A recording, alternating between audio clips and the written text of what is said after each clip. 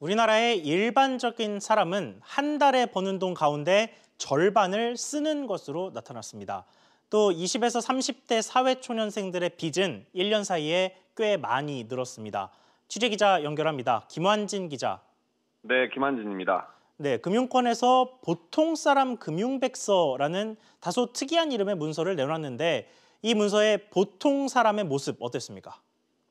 네, 신한은행은 전국에서 경제활동을 하는 만 20세에서 64세 성인 10,000명을 대상으로 조사를 했는데요. 보고서에 따르면 지난해는 한 가구당 평균 476만 원을 벌고 절반인 238만 원을 쓴 것으로 나타났습니다. 일단 가계 수입을 보면 1년 전보다 14만 원을 더 벌었는데요.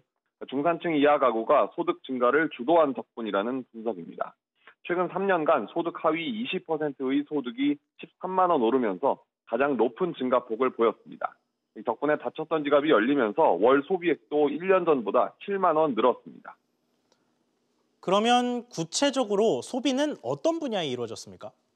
네, 교육비와 식비 그리고 주거비가 차지하는 비중이 60%를 넘었습니다. 지난해 가구당 주거비는 1년 전보다 7만 원 늘면서 큰 오름폭을 보였고요. 교육비도 같은 기간 2만 3천 원 늘었습니다. 소득에서 저축으로 떼는 금액도 늘었는데요. 지난해 소득의 약 25%인 116만 원을 저축했는데 1년 전보다 9만 원 많았습니다.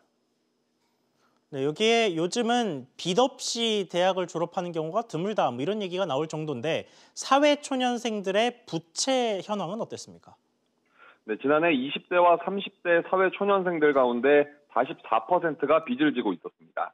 대출 비중이 1년 전보다 3%포인트 낮아졌음에도 대출 잔액과 갚는 데 걸리는 시간은 더 늘은 겁니다. 1인 평균 대출 잔액은 3,391만 원으로 1년 전보다 432만 원 늘었습니다.